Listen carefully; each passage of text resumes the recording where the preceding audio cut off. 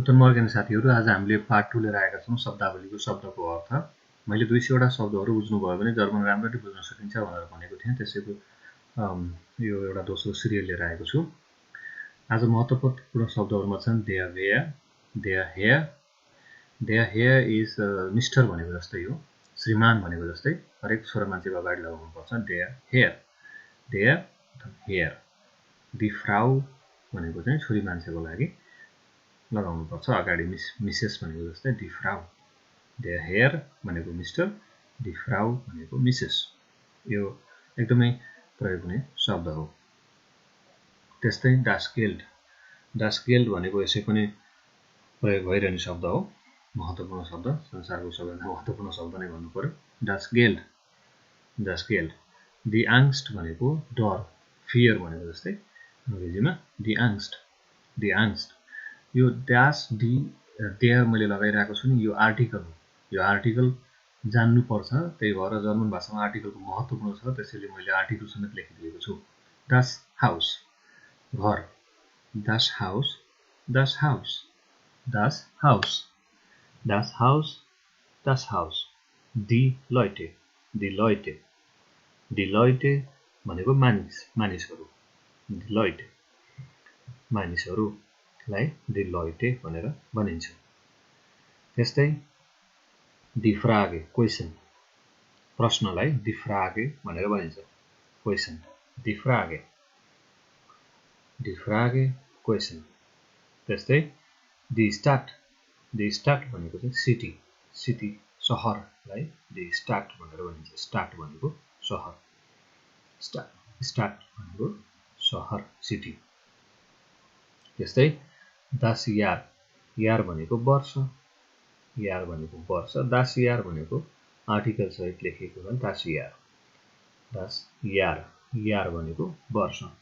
दी belt, belt भनेको the world भनेको जस्तै संसार, दी वेल्ट, दी वेल्ट भनेको संसार, दी वेल्ट। त्यस्तै दास किन्ड भनेको बच्चा, बालकलाई दास किन्ड भनेर भनिन्छ, दास किन्ड, दास किन्ड। एउटा भन्दा धेरै बच्चा भयो भने किन्डर भनेर भनिन्छ, दास दी किन्डर भनेर भनिन्छ। दी चाइट, दी चाइट भनेको समय, चाइट, दी चाइट भनेको समय, टाइम, टाइम, दी चाइट। त्यस्तै दास ल्यान्ड, दास ल्यान्ड भनेको कन्ट्री, दास ल्यान्ड, डयचल्यान्ड, नेदरल्यान्ड भने जस्तै दास ल्यान्ड, दास ल्यान्ड भनेको कन्ट्री।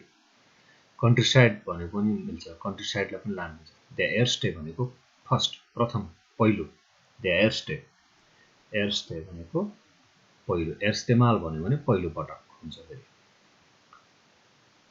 दास लेबेन भनेको लाइफ, जीवन, दास लेबेन, दास लेबेन, दास लेबेन। त्यस्तै गेनाओ भन्यो भने चाहिँ ओ ठ्याक्कै हो है, ठ्याक्कै त्यही हो भने जस्तै एक्ज्याक्टली भनेको गेनाओ। यो चाहिँ एकदमै प्रयोग हुन्छ है, फेरि कुरा गर्ने क्रममा गेनाओ भनिरहेको हुन्छ साथीहरूले, त्यो भनेको हो त नि त्यही हो भने जस्तै गेनाओ। दास मेडखेन, दास मेडखेन भनेको बालिका, बालिका तर 19 टिनेजको केटीहरूलाई पनि मेडखेन नै भनेर भनिन्छ, एउटा मात्रै केटीलाई दास मेडखेन, अरू धेरै भयो भने दी मेडखेन। ग्लाइख भनेको एउटै उस्तै भनेको, उस्तै उस्तैलाई पनि ग्लाइख भनेर भनिन्छ, उस्तै चिजहरू चाहिँ कसैलाई पनि ग्लाइख, ग्लाइख भनेको उस्तै। देयर फ्रेन्ड, देयर फ्रेन्ड भनेको साथी, देयर फ्रेन्ड भनेको साथी, फ्रेन्ड भने जस्तै इङ्ग्लिसमा फ्रेन्ड भनेर भनिन्छ। अलिकति फरक छ प्रोनाउन्सिएसन, फ्रेन्ड भनेर हुनुपर्छ। ग्रोस भनेको ठुलो, द ग्रोस, द ग्रोस, ग्रोस मात्रै भन्छ, ग्रोस भनेको बिग, बिग भनेको के बिग, ग्रोस। मैले यस्तै शब्दहरू तपाईँलाई प्र्याक्टिस गर्नको लागि यहाँ राखिदिएको छु। 20 वटा शब्द छन् यसमा, म अर्को पार्टमा फेरि 20 वटा शब्दहरू लिएर आउँछु। यो शब्दहरू कण्ठ पार्नुभयो भने जर्मन भाषा बुझ्नलाई र प्रोनाउन्स गर्न पनि सिक्नुभयो भने एकदमै सजिलो हुन्छ, एकदमै सजिलो हुन्छ। भोकाबुलरी मोस्ट इम्पोर्टेन्ट हो है। तपाईँले 200 वटा शब्द सुरुमै कण्ठ पार्नुभयो भने त्यसपछि जर्मन सिक्नको लागि एकदमै सजिलो हुन्छ। त्यही भएर यो जर्मन प्र्याक्टिस गर्नुलाई नछोड्नु होला। 200 वटा शब्द पहिला सिक्नुहोस्, त्यसपछि म तपाईँलाई अनलाइनमा फटाफट जर्मनको क्लास लिइदिन्छु।